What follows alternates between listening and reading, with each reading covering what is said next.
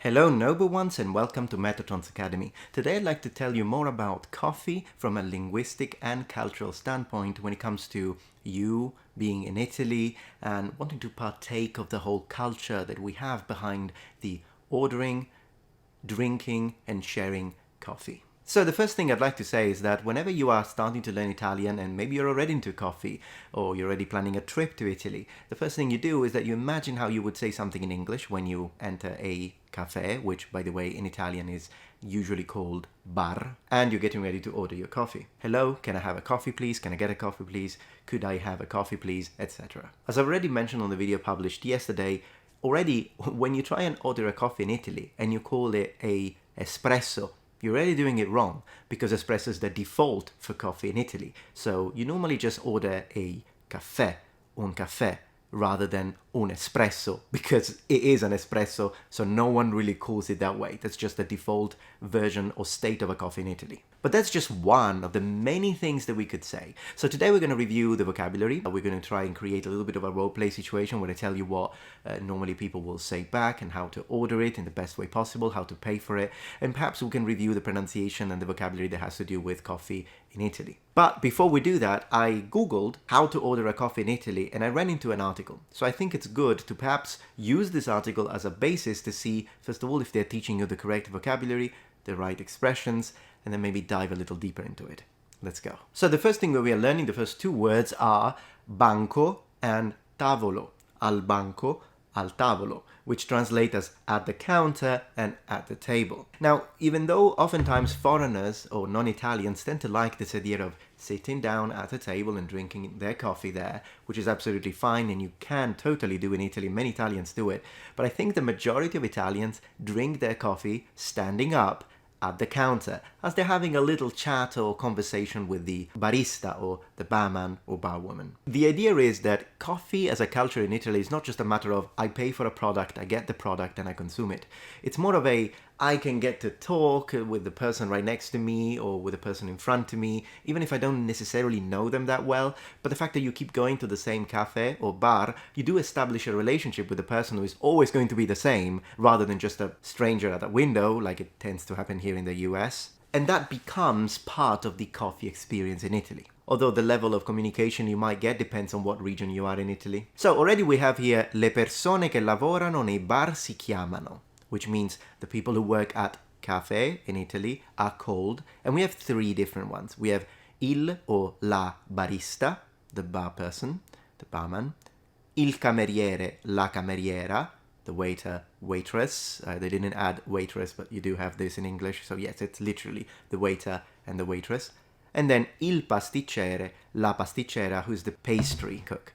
Now, I'd like to say that in the majority of cases, you will never actually meet the pastry cook because they are normally behind, not always, kind of depends on the setup, but generally speaking, they are behind closed doors, so you don't necessarily meet them. But there are situations in which the owner is also the pastry cook, if it's family run, in which case you might get to meet them, and sometimes they might double down as barmen. Also, once again, depending on the establishment, the barman could also double down as the waiter, but in other establishments they might be separated. That very much depends. But let's have a look at the actual drinks or bevande. So as you can see here, coffee is translated as il caffè.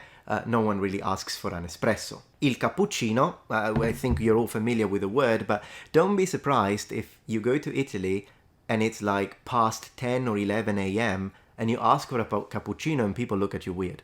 It's not because they're necessarily like judging you or being rude. Most people will still do it because, I mean, you're the customer and also you're foreign. But most Italians, not all Italians, but most Italians tend to just drink their cappuccino in the morning. But past a certain time, it's going to be really difficult and you will almost never see an Italian ordering a cappuccino after lunch. Like they have had a big lunch and then they order a cappuccino. It's considered to be too heavy culturally. I'm not going to go into the science of it. There is the Coffee Man who actually made a great video where he talks about it and he does a great job at explaining it. But in general, it is within Italian culture that cappuccino is something you drink in the morning as part perhaps of your breakfast, but not really something you drink later on the day, and absolutely something that most Italians do not drink after lunch or dinner, immediately after eating. So if you do order that, you're doing something that is kind of outside the cultural standards of how Italians consume their coffee. Again, you can do it, and depending on how touristic of a place it is, people might not even look at you twice. But if it's like a little small town, or maybe a place that doesn't have too many tourists, or you're in an area where, generally speaking, locals go rather than tourists, which is the kind of areas you should totally aim for. I could make a dedicated video to that. Then if you order a cappuccino at a kind of a different time than the rest of Italians would, you might get people looking at you be like, no, cappuccino, un caffè.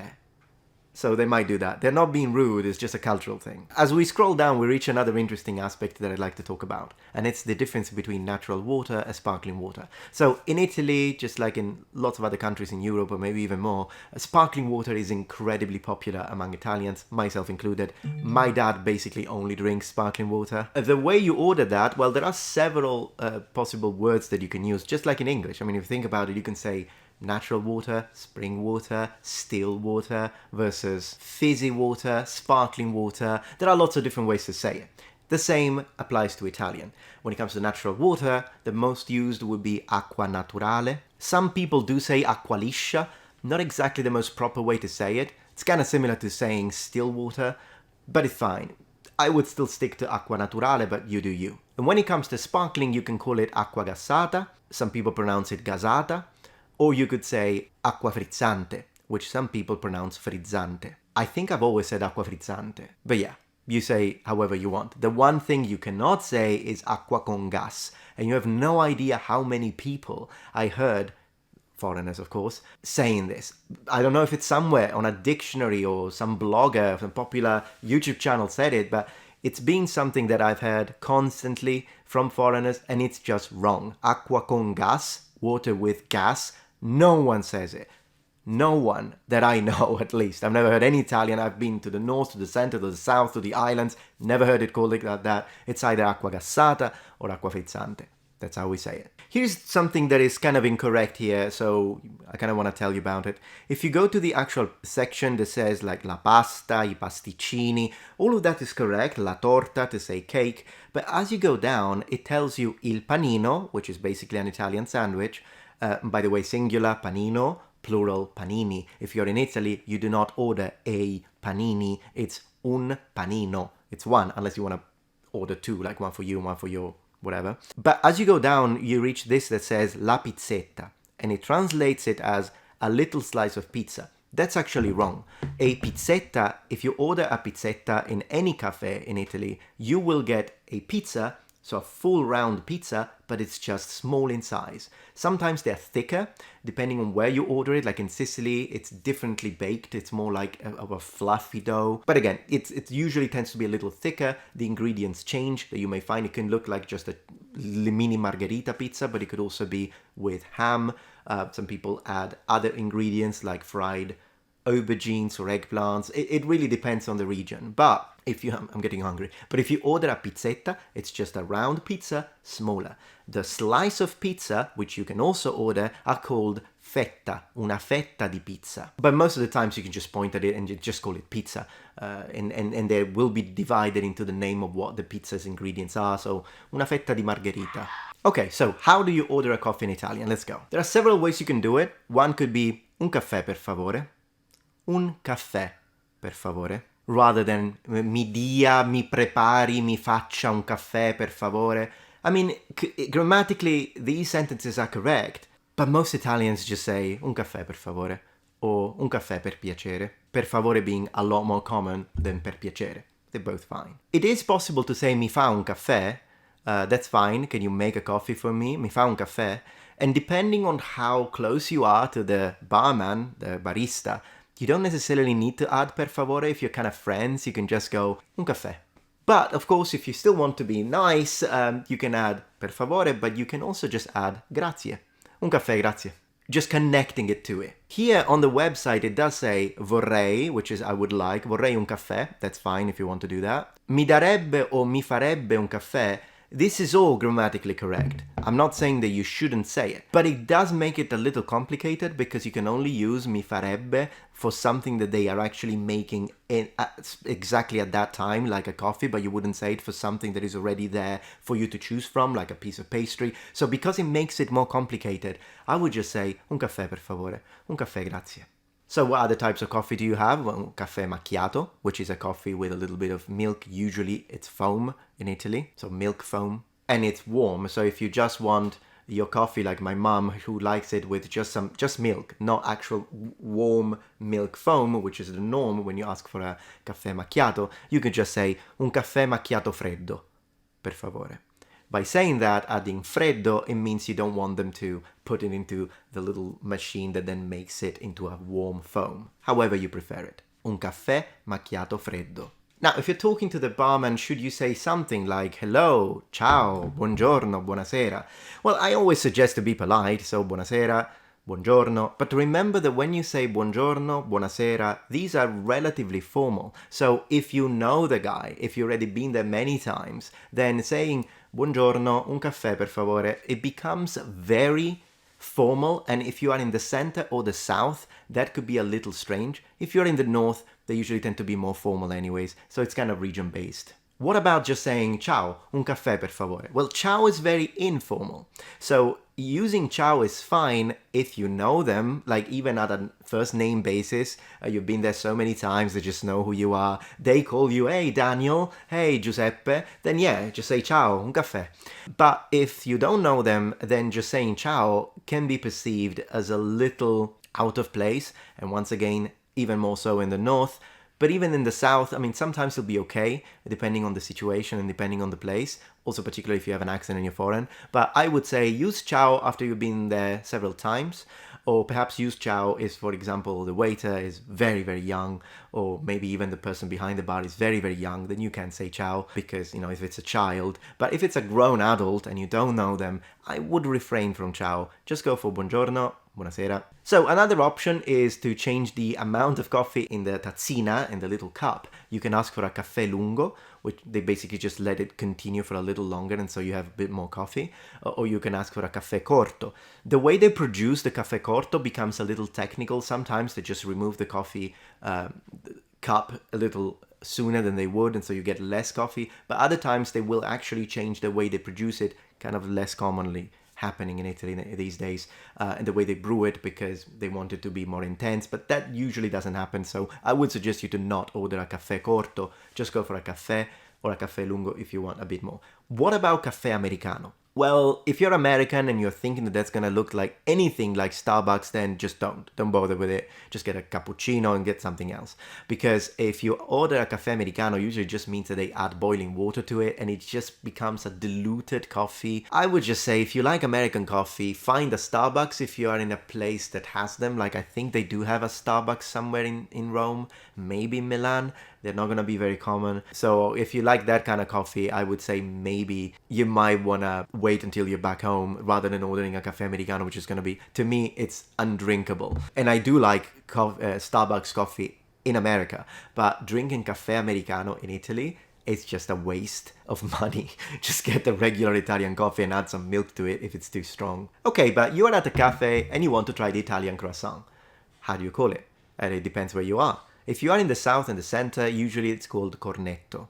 Un cornetto, due cornetti. But if you are in the north, oftentimes it is more common to call it a brioche. Maybe try to navigate depending on, sometimes it's just written, there is a little tag. But again, if you're in the north, you might want to call it a brioche, but in the south, if you ask for a brioche, they'll give you a completely different thing. An actual brioche, not a croissant. So in the south and in most of the center, just call it a cornetto. Un cornetto e un caffè, per favore. Okay, so now you're getting ready to pay. What does the website tell us? So the website tells us quant'è. That's fine to be like, how much is it? And then they say quanto spendo. I have never heard quanto spendo, which is how much do I spend. I mean, even in English it sounds weird. So I would tell you don't use that one. Instead ask quanto devo. How much do I owe? That's a very proper way to say it if you want to be a little formal. Quanto devo or quanto le devo, how much do I owe you in the formal tense. Quanto viene is another way to ask it, how much does it come to be? That would be the translation. Alternatively, now sometimes they'll ask you what did you get, so you might want to, when you go to pay, depending on the situation, unless you already have the paper with your order, then in that case you don't have to worry about it, but if you have to say it, you could just say pago un caffè e un cornetto. So I pay a coffee and a cornetto. Already that one is enough and they'll tell you how much you owe without you having to say quanto viene, quant'è. You don't need to do that. Just say what you just say pago, I pay, and then what you bought. Unless it's a lot of stuff, in which case you might want to have some kind of note. After you pay, it's important to say that in the majority of cases, usually Italians pay with cash. But if you have a credit card, you can do that. There might be places, particularly if you only bought a coffee and you want to pay with a credit card, it's weird. Don't do that. So use your credit card in Italy only if you're paying after a certain amount of money. It depends on how touristic the area is. If it's not very touristic, that specific place, I mean, I wouldn't use a credit card for anything below 15 or 20. If it's like $5, €5 to €1, €3, I would say before you go to the cafe, make sure you've got some cash on you, because Italy's still not like America, whereby you just do Apple Pay and credit cards everywhere. Cash is still a massive component. Particularly, it's important to also not give them 50 when you're paying 3, because some people will reject. They will just say, "Oh no, do you have 3? Do you have 5?" So make sure you also don't just have 50s in your wallet. If you're going around Italy, it will be a good idea to withdraw a bunch of 20s and a bunch of 10s. Now, when it comes to the bill or the check, we say il conto. You can just say il conto or il conto per favore when you're talking to the waiter. Usually though, you say this when you are at a restaurant or when you are at the table at a cafe. But if you're going to pay, so you're going to the cash register, the cashier, you don't say il conto. You just, as I say, tell them what you bought, or tell them maybe your table number, but I mean, usually you don't know that. So you just go there, and sometimes the waiter himself will tell them what you ordered, and you won't have to worry about it. Just use il conto when you're at a restaurant, or when you are somewhere, you're sitting down and you're talking to the waiter, not the cashier. And then last but not least, you have la mancia, which means the tip. Now, is Italy a tipping country? Not as much as America, in the sense that in America it's basically kind of, you have to pay it, and it's a specific amount, like minimum of 20% charge depending on the state. But in Italy, you can leave a mancia. It kind of depends on the situation. You don't have to, though. Very much is up to you. And again, very touristic places might have a tip expectation, but if you go to places with locals, it very much depends. So I would say, depending on the city where you go, if you're in Milan, if you're in Palermo, if you're in Naples, things will be different. So kind of go with the flow, but it's always good to go, at least for the first few times, to go with a native or a local, so they can kind of teach you how people do it. But again, tip is not fixed, and you don't have to do it, but it's not completely non-existent like it happens, for example, in Japan, where you don't tip. It's kind of in the middle between Japan and America, if you will. Okay, number ones, but if you have any questions, feel free to ask me in the comments below. And as always, thank you for joining Metatron Academy. Have a nice coffee.